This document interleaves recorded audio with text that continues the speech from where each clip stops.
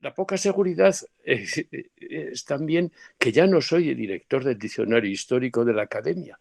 Ya me he sentido de verdad, con la seguridad de poder abandonarlo y dejarlo en mejores manos, porque yo creo que tengo derecho a hacerlo. Y veréis por qué. Como en algunas películas que hemos visto, cuando se reúne un grupo de alcohólicos eh, dispuestos a dejar de beber, se suele intervenir de la siguiente manera. Me llamo José Antonio Pascual. Tengo casi 80 años. Es decir, esta es una condición que yo exhibo ante vosotros para que os deis cuenta de que aquí el mayor soy yo. Por primera vez en mi vida, bueno, por ahí andamos algunos, pero en cualquier caso, no estoy aquí, por lo tanto, ni como profesor ni como mayor, sino como una persona interesada por la cultura, que es por lo que estáis vosotros también. Es interesante saber que no es la nuestra una enfermedad, ni siquiera una circunstancia atendible. No somos gente especial, sino que tenemos la enorme suerte de haber llegado hasta aquí y haber adquirido, y eso es lo que me parece clave, una gran experiencia. Partimos de la experiencia y yo voy a actuar de una manera que es rarísima en mí. Mis conferencias las tengo que preparar normalmente con una bibliografía. Tengo que acudir a artículos, a libros para hablar de asuntos que no suponen naturalmente una especie de investigación mía, sino que responden precisamente a lo que muchas personas han investigado. Y aquí me muevo, en cambio, como ese entrenador que va a hablar con otras personas. Hace algún año intenté ir a hacer gimnasia y tuve que abandonar ya, pero tenía entrenadores que la verdad es que eran capaces de ayudarme a conseguir pues moverme un poco mejor, estirarme, etcétera. De eso trato, de ser precisamente un entrenador, pero porque he aprendido las cosas precisamente gracias a mi experiencia, con la seguridad de que no vais a estar de acuerdo en todo lo que yo haya adquirido con mi experiencia. Pero esta es una conferencia para mí especial por cuanto que no se ha concebido en el marco de las conferencias de tipo, vamos a decir, normales para un filólogo, sino sencillamente en ese modelo de amistad que supone el saber que estoy con un público que tiene precisamente unos intereses parecidos a los míos. Y para eso voy basándome en la experiencia, insisto, que no compartimos todos y que en algunos aspectos vamos a disentir, pero yo tengo que proponer aquello que yo conozco mejor o que me ha dado buen resultado. Voy a tratar fundamentalmente de 4 bloques, que son el primero de ellos, que tiene que ver con el comportamiento.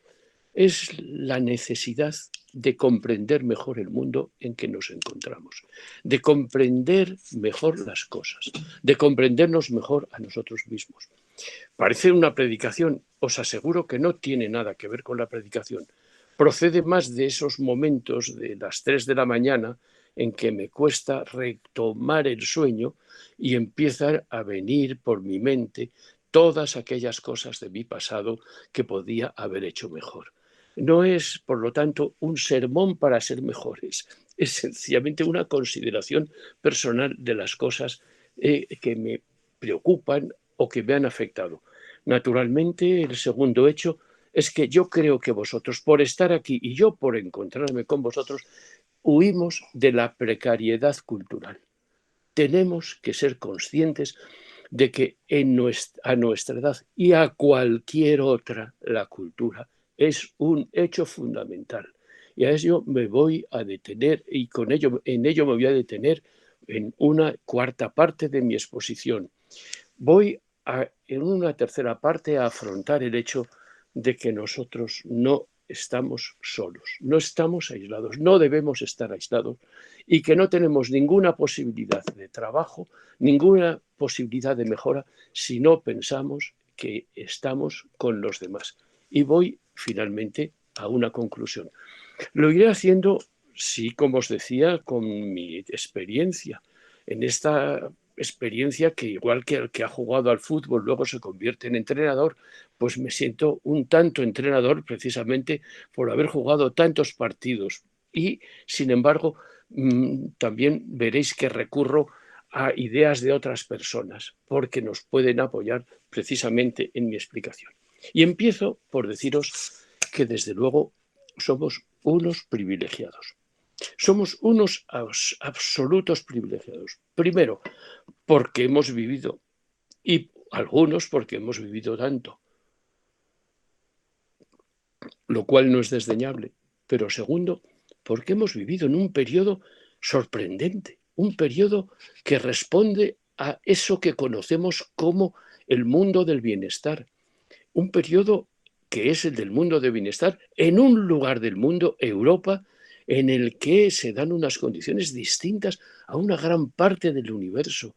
Y además dentro de Europa, en un país en el que yo he vivido una gran parte de mi vida en una situación especialmente cómoda, confortable, en el que he podido estudiar, en el que he podido dedicarme a mi trabajo de tipo intelectual y en una ciudad que es también admirable. Desde luego, yo me encuentro en una situación de privilegio y tengo la sospecha de que muchos vosotros la tenéis. Y el que no lo crea, que piense que junto a nosotros, lo decía un amigo mío, hay personas que se levantan, incluso en los países desarrollados y en los mejores lugares del mundo, que es lo que estoy atribuyendo a Salamanca, que cuando se levantan descalzos se ponen a andar precisamente pisando cristales y van a andar así todo el día. Decidme si no somos unos privilegiados y concededme, por lo tanto, que no tenemos que venir aquí a justificarnos porque estamos en un periodo y tenemos problemas y me duele la espalda y no veo bien cuando... No, somos unos auténticos privilegiados. Y os diré que la felicidad surge en todo, en lo más mínimo. Mirad, un poeta al que admiro, Jorge Guillén, empieza un poema que se titula Más allá así. El alma vuelve al cuerpo, se dirige a los ojos y choca. Luz, me invade todo mi ser. Asombro. Figuraos lo que supone para una persona ese momento, ese bienestar del despertar. El alma vuelve al cuerpo, el alma se dirige a los ojos y choca. Luz, vemos la luz, me invade todo mi ser, asombro. Ese es el comienzo de una vida en la que todo lo habitual, todo lo cotidiano, todo aquello que llega a estomagarnos es precisamente algo hermosísimo, algo que debemos, yo creo que, pues, exprimir hasta el final. Hay, la verdad, una situación que por corriente, por común, nos pasa muchas veces desapercibida, como me acontece cuando voy camino de la universidad y me encuentro con tantos edificios hermosos en los que ni siquiera se me ocurre fijarme, porque están ahí, como no me fijo en el aire que estoy respirando y como cuando estoy en el mar nadando no me doy cuenta de que esa agua me está realmente convirtiendo en una persona absolutamente feliz. Claro, esta es la realidad. Esta es una parte de la realidad que tiene sus problemas, naturalmente, pero es una parte de la realidad que yo creo, a la que yo creo que debemos acercarnos, y la verdad es que debemos de hacerlo por adquirir un mejor conocimiento de ella. Mejor conocimiento que, os lo digo, no debe convertirnos en personas dogmáticas y querer imponérselo a los demás. La variedad de ideas, la variedad de opiniones, la distinta forma de enfrentarse con la realidad hace mucho más hermoso el acto de la convivencia. No estamos al hablar unos con los otros para imponer nuestras ideas. No quiero por eso tampoco imponeros las mías y no debo hacerlo, porque os diré la verdad. Estoy predicando sin ser ejemplar. Cada vez pierdo más los nervios. cada vez me cuesta más aguantar tantas cosas. Y por ese motivo que nos está pidiendo que seáis comprensivos con los demás, que, no se, que busquéis entender mejor las cosas, pero que no queráis imponérnosla, os lo está diciendo alguien a quien cada mañana, después de ese acto del despertar, se asegura a sí mismo que va a intentar no caer en la tentación de perder los nervios. Pues bien, para entender mejor las cosas, podemos tener distintos caminos. Pues podemos poner la televisión todo el día para oír. Si hoy la COVID va un poco mejor o un poco peor, y eso lo oímos a las 8 de la mañana en un programa de radio. Me da igual que sea la SER o que sea la COPE. Y eso nos lo van a repetir luego al mediodía y un poco después en la televisión. Y van en la televisión a poner unas fotos que van a volver a poner por la noche. Podemos estar todos los días. Fijaos el aprovechamiento que se está haciendo ahora de algo importante, que es precisamente el volcán que ha estallado pues, en La Palma. Pero todo el día, o sea, una noticia que podemos saber y que nos conviene saber y que nos puede, por un lado, preocupar, por otro lado, no sé, implicar en la visión de la maravilla y la brutalidad, que es esa explosión de la naturaleza. Pero un periodista tiene que estar todo el día dándonos la tabarra para que no podamos hacer absolutamente nada más. Es estomagante. Y en cambio, yo os voy a traer aquí una observación de Amin Malouf. Amin Malouf es un escritor libanés que escribe en francés, vive en Francia y que escribió un libro extraordinario, León el africano. Un libro en que nos da la vuelta precisamente a lo que nosotros llamamos el final de la Reconquista. Nosotros terminamos en este país conquistando Granada. Y entonces pues él lo ve desde la parte de allá y muestra muchísimas barbaridades que hicimos. No tenemos por qué pensar que somos buenos en todo, que no tenemos defectos. A mí Malouf lo que nos hace es precisamente enfocar, es un cristiano libanés, la realidad de otra manera en la que no salimos tan bien parados como nos han enseñado en nuestro bachillerato, en ese que dicen que fue magnífico bachillerato y que a mí no me lo parece. Pero en esa situación, daos cuenta de que se da un giro a la realidad y algunos de vosotros podéis decir, no tiene razón. Pues no tiene razón para vosotros, porque la realidad no es única. La realidad uno la ve de distintas maneras y lo que importa es aprender lo mejor de los demás. Pues bien, Amin Malouf nos dice, frente a esta obsesión por estar todo el día, no al día, sino entretenido con la misma noticia, como si esa especie de pereza mental de no ir avanzando en nuevos conocimientos sirviera de algo, nos dice, para resumir, sin mentir, digamos que rara vez soporté el murmullo de las miserias cotidianas, pero que mis oídos estuvieron constantemente abiertos a los debates de mi tiempo. Estamos en condiciones de estar abiertos a los debates de nuestro tiempo, sin ninguna, no sé, falta de sentido común.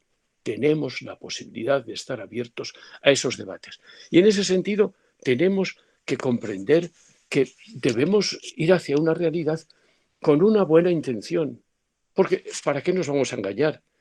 O sea, yo hasta me atrevería a engañar a los demás, pero a mí mismo, ¿qué sentido tiene? Jorge Wagensberg, que fue un magnífico divulgador de la ciencia, nos explicaba por qué. Decía, las verdades se descubren y son básicamente para encarar el futuro, mientras que las mentiras se construyen con la finalidad de soportar el pasado. Trasladadlo de vosotros a nuestros políticos y cada uno, según su ideología, pensad qué consecuencia puede sacar. Claro, yo me atrevo a decir que ese conocimiento de la realidad es importante que nosotros olvidemos cualquier prejuicio y sobre todo el orgullo. Yo escribí en un libro algo sobre el naranco de Bulnes. El naranjo es la forma que se ha dicho toda la vida, está escrito a lo largo de toda la historia, toda la historia. Y hemos discutido los filólogos sobre su etimología. Pues bien, después de poner eso en un libro, en una de estas cosas de las que yo no sé nada, pero que son redes en las que cada uno dice, el señor lo decía así, ese gilipollas que está calentando con el culo un sillón de funcionario, no es capaz siquiera de saber qué es el naranjo de Bulnes. Pues lo siento, pero vamos, podría no saberlo, pero todo lo demás, desde luego, sobra. Y ese tipo de cosas son las que pertenecen a esas miserias de la vida cotidiana. Pues bien, este verano he estado trabajando en un texto del siglo XV, el árbol de las batallas. Sin el árbol de las batallas, lo primero que se hace es decir que hay que ir contra los judíos, porque persiguieron a Jesucristo y porque además no merecen. Son, alguno de vosotros, yo creo, tengo la esperanza de que ninguno de vosotros esté de acuerdo con esa observación, pero fijaos lo que es el horizonte cultural. Eso en un determinado momento fue normal y sin embargo la historia nos ha llevado a cambiar eso. En ese mismo texto que en el que yo he estado trabajando, era un texto muy aburrido, pero es muy interesante porque tiene que ver con relaciones de tipo internacional. Ese es un texto francés que se traduce al castellano porque lo pide el Marqués de Santillana. Y también ahí se habla de las mujeres y se dice, no, las mujeres nunca podrán juzgar porque son inferiores, dependen de los. Fijaos solo estas dos ideas.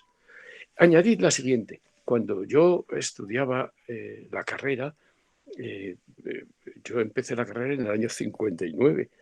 Pues el régimen anterior, había determinadas cosas que no se podían decir. Y si se decían, pues las autoridades explicaban que eso era algo que nos venía del extranjero porque lo que quería era hundir al régimen. Yo ahora verdaderamente todo eso se me ha ido de las manos.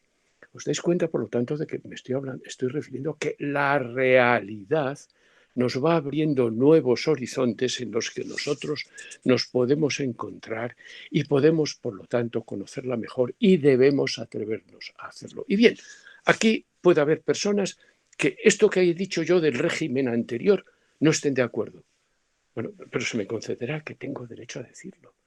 Y incluso se me animará a que tengamos una discusión, o mejor, un intercambio de opiniones, para ver si podemos juntarnos, a ver si podemos acercarnos.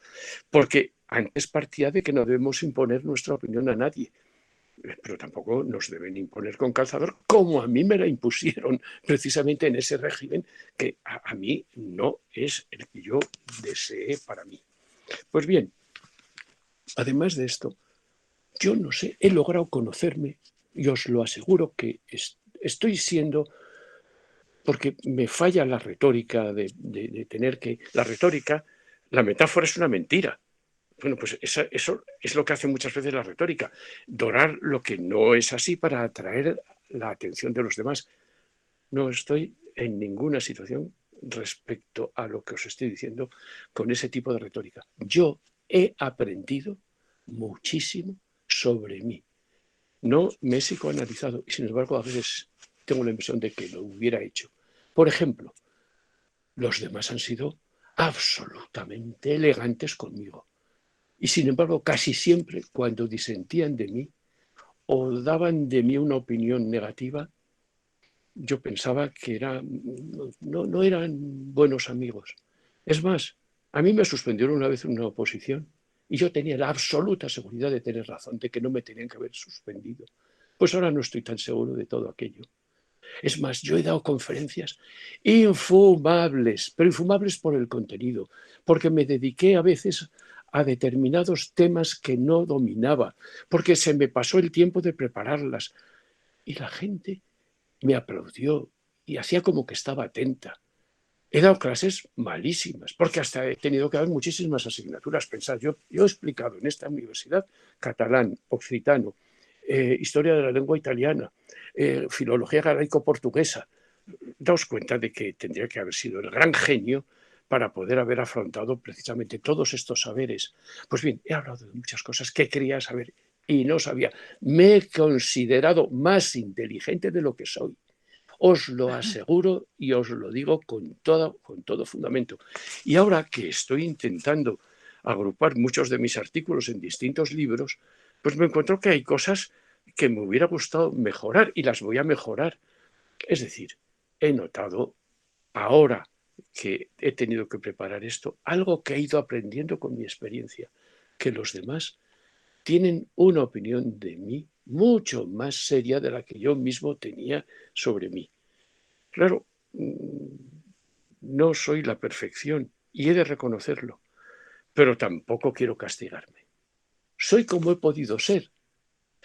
Mirad, lo dice así Rafael Chirves, otra persona, un novelista que es santo de mi devoción. Rafael Chirves es el novelista que dio cuenta de toda aquella burbuja que se produjo precisamente en, si no hay ningún valenciano, si hay un valenciano que me disculpe, en el Levante peninsular. Chirves tiene unas novelas terribles. Chirves dice, yo soy aquello de lo que carezco, soy mis carencias. Y es verdad, si hacemos lo que podemos, si a veces realmente no podemos hacer otra cosa. Quiero decir con esto que el conocer mejor el mundo y conocernos a nosotros mejor no debe llevarnos precisamente al castigo, al autocastigo. Hemos hecho lo que hemos podido y debemos intentar seguir haciendo aquello que podamos. Pues bien, en este orden de cosas, algo de lo que he aprendido es que me interesa más pisar el suelo, este que tengo debajo, que el suelo de los sueños. Me explico. Me gustaría que cuando voy al médico, pues funcionara todo también en una arquitectura de gestión. No estoy hablando de la calidad de los médicos, sobre la que no tengo la menor duda, que no tenga que obligarme a ir hoy a buscar un papel, llevarlo a otro sitio, ir al de allá, traerlo otra vez para que me lo sellen, luego recurrir al teléfono, etcétera, etcétera, etcétera. No tiene sentido. Algunas organizaciones, y puede ser, pero no voy a hablar de algunas que conozco bien, como la universidad, en la que el funcionamiento no es para crear más problemas, sino para solucionar otros. Y no digo nada de lo que realmente es en este momento el mundo de lo digital. El mundo de lo digital es algo que no debe aterrorizarnos, pero parece que están en contra. A mí me bloquearon en el banco la tarjeta y tuve que esperar 2 días y simplemente era imposible por medios informáticos, no os lo cuento, porque era desesperante perder días. Y me ocurre con eso, me ocurre a veces con sacar billetes, me ocurre con la relación entre, bueno, me pueden cobrar por el teléfono por unas cosas que, con un lenguaje que está hecho para que no lo entienda, por emoción. ¿Emoción qué es? Yo digo, bueno, a ver quién habrá cogido en mi teléfono y se habrá bajado un programa porno. No, es que uno da a una tecla y se mete en un túnel sin saberlo. Es decir, no me siento incapaz de manejarme en el mundo digital, pero de luego sí que me siento normalmente engañado con toda la terminología digital.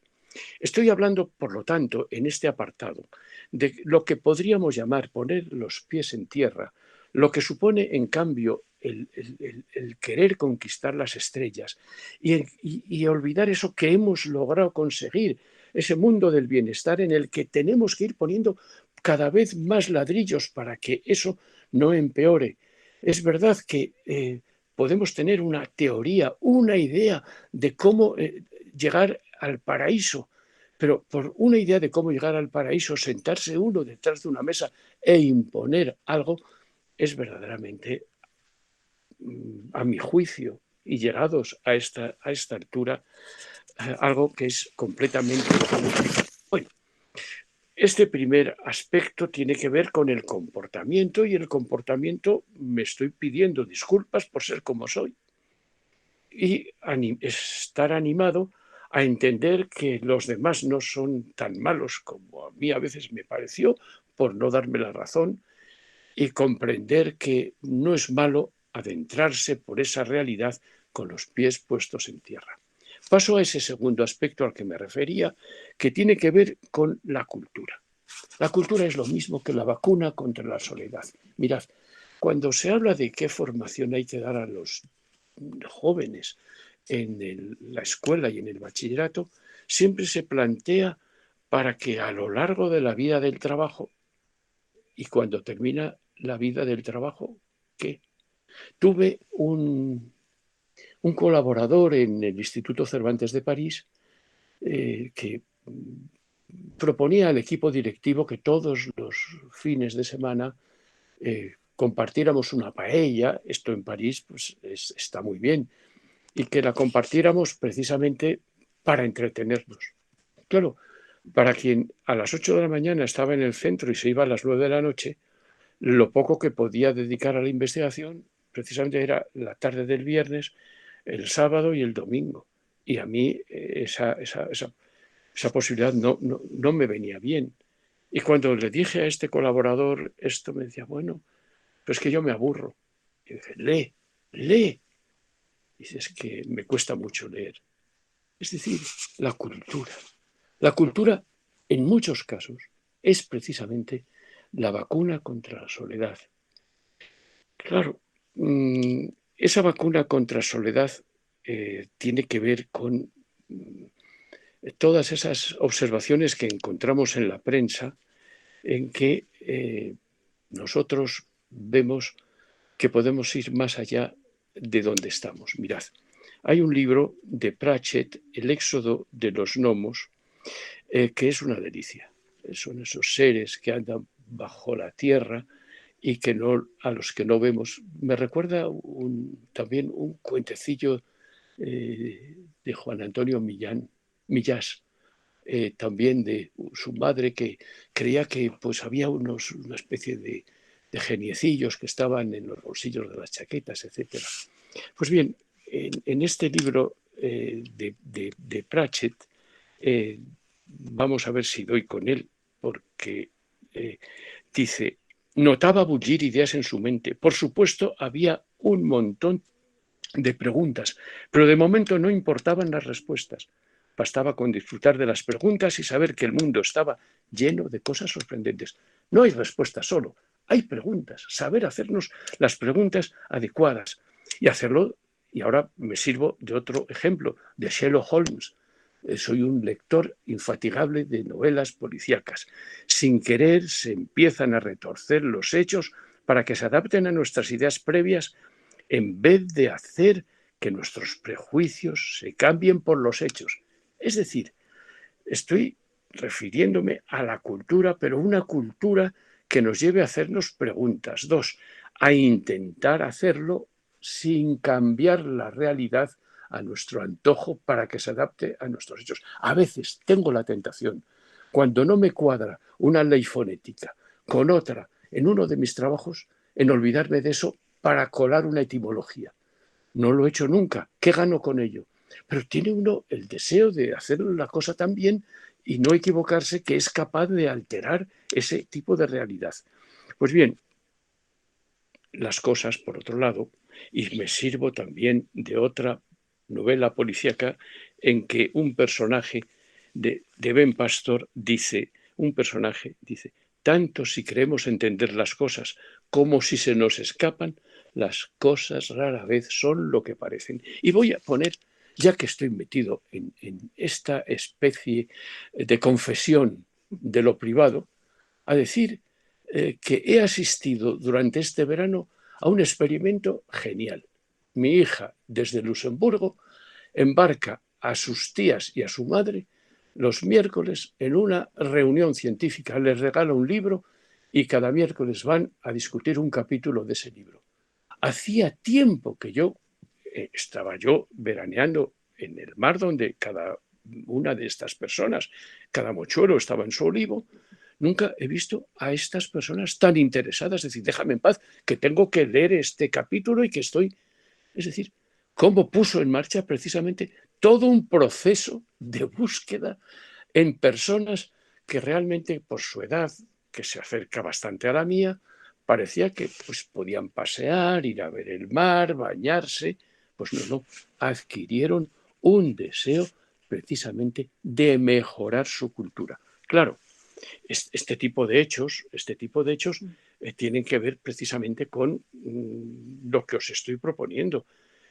Vayamos a la vacuna contra la soledad por medio de la cultura y encontrémonos precisamente con esos libros.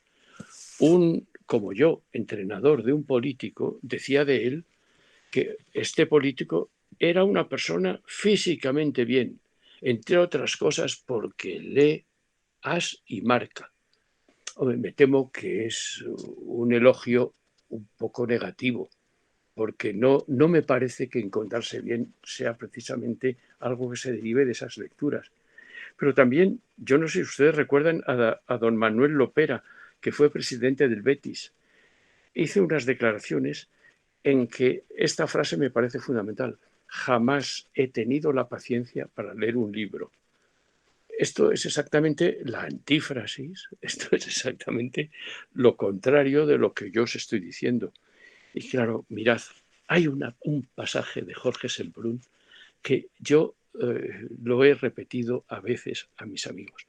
El que no sabe cosas bonitas es más débil, está en un campo de concentración. En un primer momento, ser intelectual te condena a lo peor, pero si te has salvado, entonces sí, el ser culto te ayudará muchísimo. Y esto lo tenemos nosotros precisamente en todos los escritores. Hay un libro precioso que es La sociedad literaria y el pastel de piel de patata de Guernsey. Leíamos los libros, hablábamos de libros, discutíamos sobre los libros y nos fuimos cogiendo cariño unos a otros. Otros isleños nos pidieron unirse a nosotros y nuestras veladas juntos se convirtieron en momentos alegres y animados. Casi pudimos olvidar de vez en cuando la oscuridad exterior.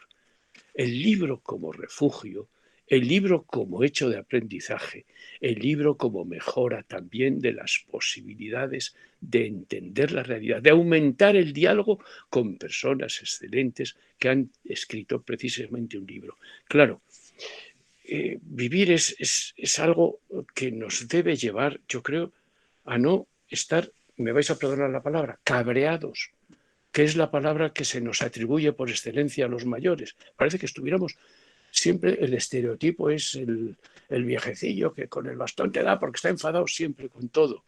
Bueno, yo creo que frente a eso, yo creo que podemos mostrar una apertura y, y estamos en condiciones de hacerlo y tenemos el tiempo para ello. Bueno, siempre que la seguridad social no te obligue a ir cada día a hacer una serie de gestiones para poder seguir adelante. Porque yo creo que no sé los no jubilados cómo pueden precisamente con todo este sistema del que vuelvo a criticar precisamente esa organización bueno, que nos complica un poco la vida y que nos hace, no sé, ser felices por estar jubilados. Pues bien, os hago una pregunta. ¿Qué os parece que esta tarde lloviera? Una vez Fernando Lázaro Carreter, es una pregunta para que no tenga respuesta. Una vez Fernando Lázaro Carreter, en el primer curso de la carrera, nos mandó a todos un ejercicio de redacción que consistía en una tarde de lluvia. Nos puso de vuelta y media Fernando Lázaro, con razón. Todos estábamos tristes bajo la lluvia. Dijo, pero bueno, ustedes no han estado una vez a gusto con una chica que llovía y no se han enterado ni siquiera de que lloviera. Pero ¿por qué le va a transmitir la lluvia de negativo? Y fíjense, o fijaos, a mí Pío Baroja me enseñó a disfrutar de la lluvia. Cuando yo a las 3 de la mañana tengo problemas de conciencia para volver a dormirme, si llueve no tengo problema porque me estoy fijando en la lluvia. He adquirido la satisfacción de la lluvia. Yo me baño lloviendo en el mar y paseo bajo la lluvia en Semana Santa y en Navidad en el mar. Y luego, claro, me quito la ropa y me pongo ropa limpia y seca y no pasa absolutamente nada. Disfruto de la lluvia. ¿Pero por qué voy a estar en contra de la lluvia? A lo que voy. Pío Baroja me enseñó, y Fernando Lázaro, a que una idea mía adquirida por la cultura de mi infancia era una idea cambiable. ¿Y por qué no? Y ahora disfruto de ella muchísimo.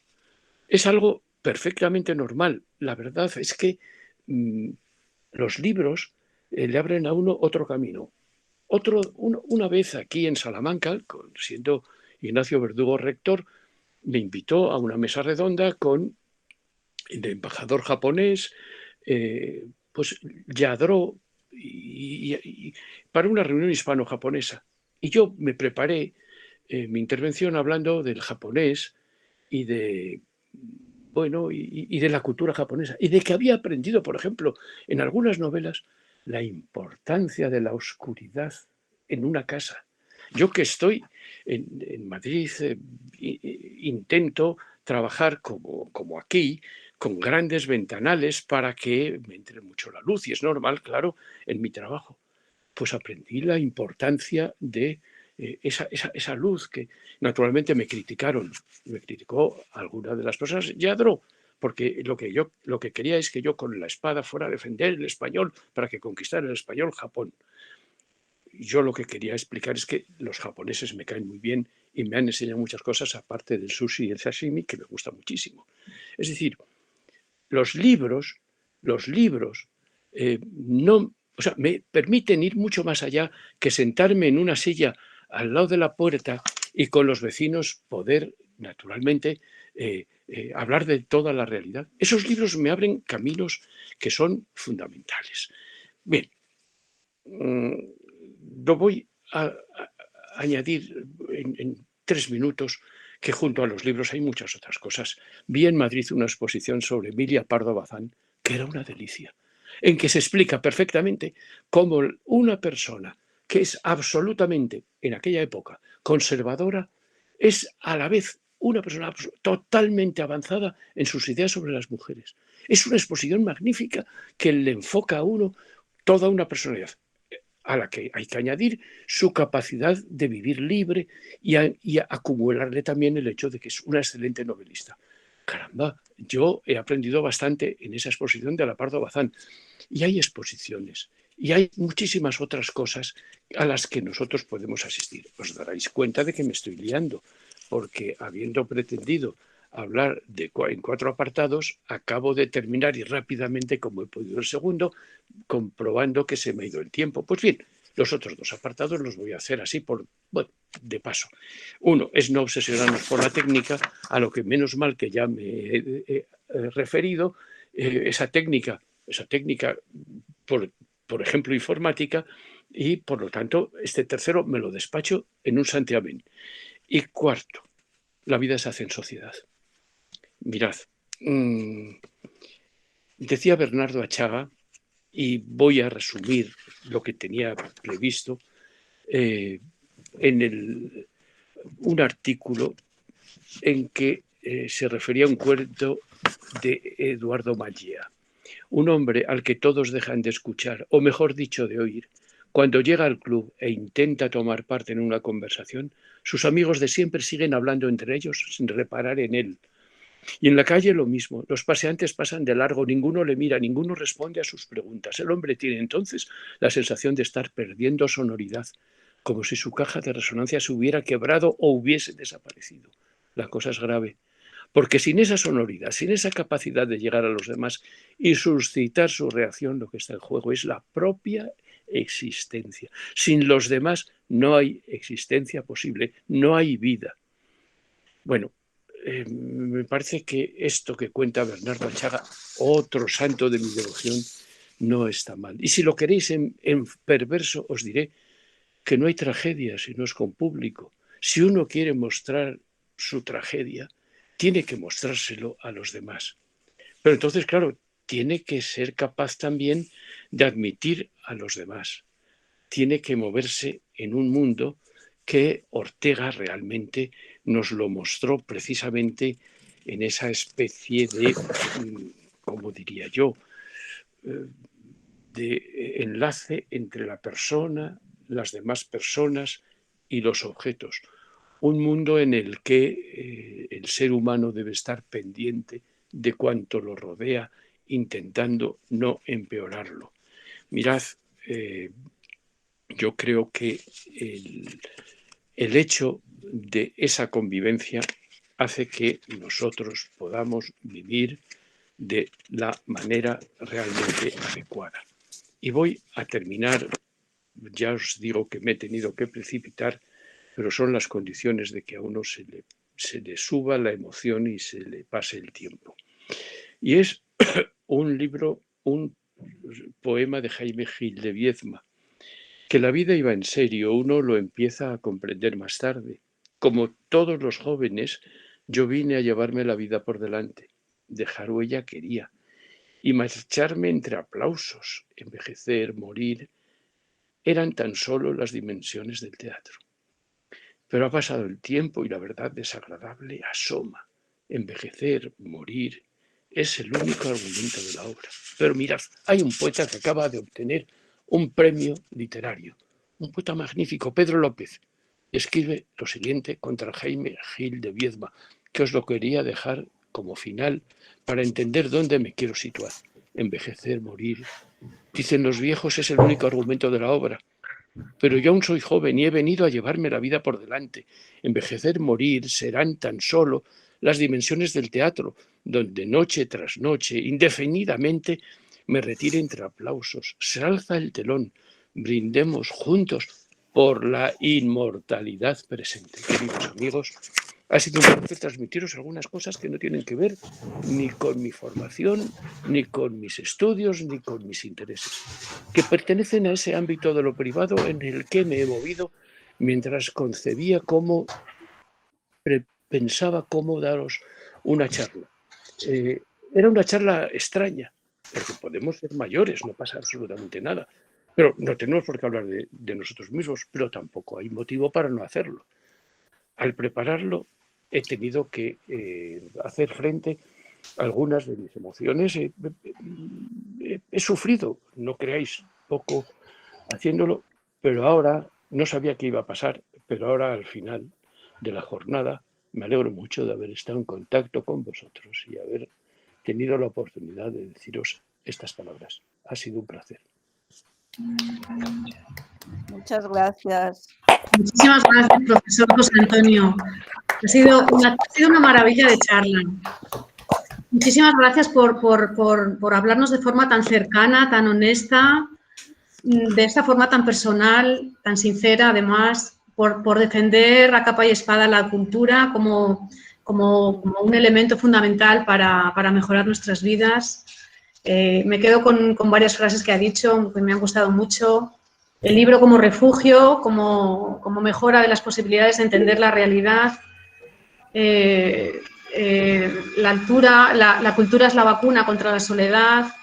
Los libros le abren a uno otros caminos. Muchísimas gracias, de verdad, por esta charla tan bonita y tan vital sobre la vida. Vamos a comenzar ahora el turno de preguntas, a ver a nuestros alumnos si quieren comentar, quieren hacerle alguna pregunta. Si no se deciden, puedo hacerles yo preguntas. Sí, tenemos a Pilar Maderal que ha levantado la mano. Pilar, ¿puedes encender el audio, el micrófono? Y puedes hablar. Sí.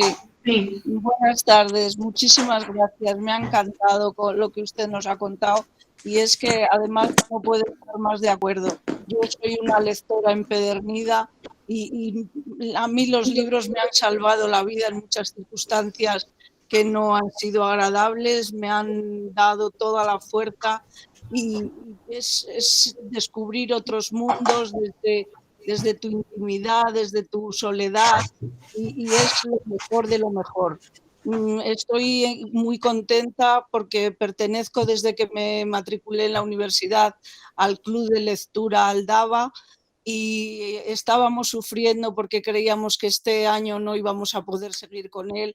Al final nos han dicho que sí y es, bueno, una noticia maravillosa porque poder compartir lo que uno lee con los demás enriquece muchísimo y además se crean unas conexiones con los demás compañeros que son impagables.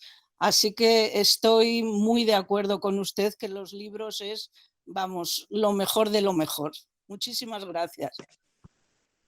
Pilar, muchísimas gracias. Y además me haces un favor porque como he tenido que cortar, y no es que lo hayáis notado, es que lo he tenido que decir, porque una vez en el Paraninfo, un catedrático que dio la lección inaugural llevaba hora y media hablando y el rector trató de calmarlo, no lo logró. No sé si llegamos a la hora de 3/4 y tal, y claro, yo aprendí que no debo hacer eso. Pero, Pilar, has dado una idea que es fundamental. Es decir, estamos en mi conocimiento de los países del norte, prácticamente no hay persona mayor que no esté en un coro o que no esté en un teatro, haciendo algún papel en un teatro, de aficionados, que no esté en un club de lectura, que no. Es decir, hay algo que en nuestra cultura, en nuestra tradición, parece que cerráramos la puerta y no, es que hay que estar en un club de lectura, obligatoriamente, o hay que estar en un coro, aunque cantes mal, pues disimulas un poco, lo que sea. Lo que importa es participar. Mi madre, que murió con 98 años, a sus 80 y tantos años, llevaba a su casa a personas cercanas a su edad o lo que fuera, a enseñarles a leer, a escribir. Y lo necesitaba, era una necesidad. No sé, quiero decir que hay ese aspecto de la colaboración al que yo quería haber dedicado algunos minutos, que me parece que es fundamental. Es que no somos solos, no vivimos en soledad y no tiene las cosas, no podemos perder esa condición rural en la que ahora parece que si le pones la bombilla al vecino de al lado le tienes que cobrar. Es que esa colaboración en que yo te doy una idea y tú me das otra, o yo te doy el azúcar y tú me das sal, o no me das nada, y yo participo en un coro. ¡Qué felicidad eso de cantar junto con otros y ver que eso funciona! Es que son los placeres, son los privilegios. O sea que, Pilar, el que estoy de acuerdo contigo soy yo. Muchísimas gracias.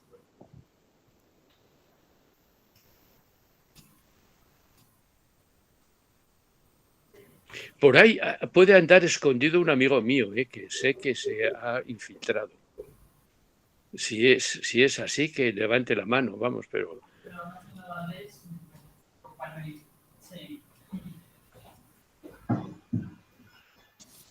Se debe haber aburrido, ido antes y por lo tanto no...